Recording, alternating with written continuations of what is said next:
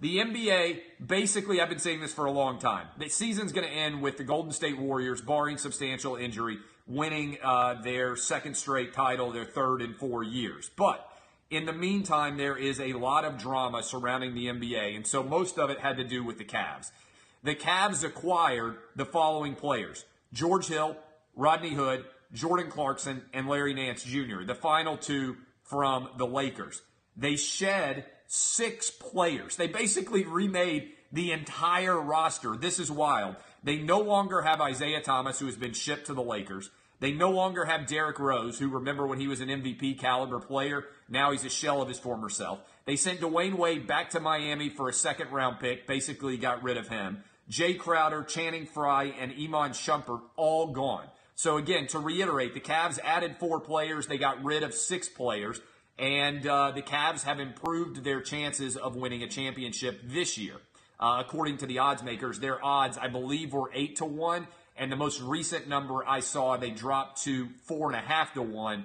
The Warriors are still a prohibitive favorite overall. But again, they basically remade their entire roster. And as a result, got younger. They still have that pick that they got that could be really high depending on where, I think Brooklyn it is, right, ends up. So they got a top 5 pick depending on how the NBA draft lottery pans out. So the overall impact is, remember when everybody was like, Kevin Love sucks, I hate Kevin Love, he's the reason this team is not winning? He's still there.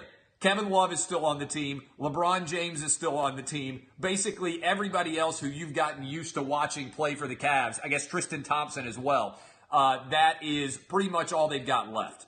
I mean, J.R. Smith, they still have, but the guys that you got used to watching, I think they only have 4 guys left from when they won the title 2 years ago. I think the only 4 guys they have left are J.R. Smith, Tristan Thompson, Kevin Love, and LeBron James. That's crazy. That's crazy how quickly they have remade the entire roster of the Cleveland Cavaliers. Now, are they good enough to get past Boston? I don't know. We don't know necessarily. I haven't seen a lot of updates on this. Maybe one of you have. Is there any chance Gordon Hayward is going to make it back before the end of the season? I know that was insanely optimistic of him to think that he potentially could make it back in the playoffs by the end of the year, but that is pretty wild. I don't think he could get back, but he's been saying, I think they've been kind of floating around the idea that he might be back. And so, yeah, I know they're saying no, but there's at least been floated the possibility that he could be back.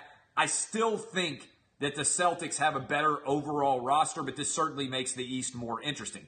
I think it's rearranging the deck chairs on the Titanic to basically say that anybody other than the Warriors is going to win. But their defense, really, for the Cavs can't get any worse. So this is a massive move right before the trade deadline for all of this to have happened.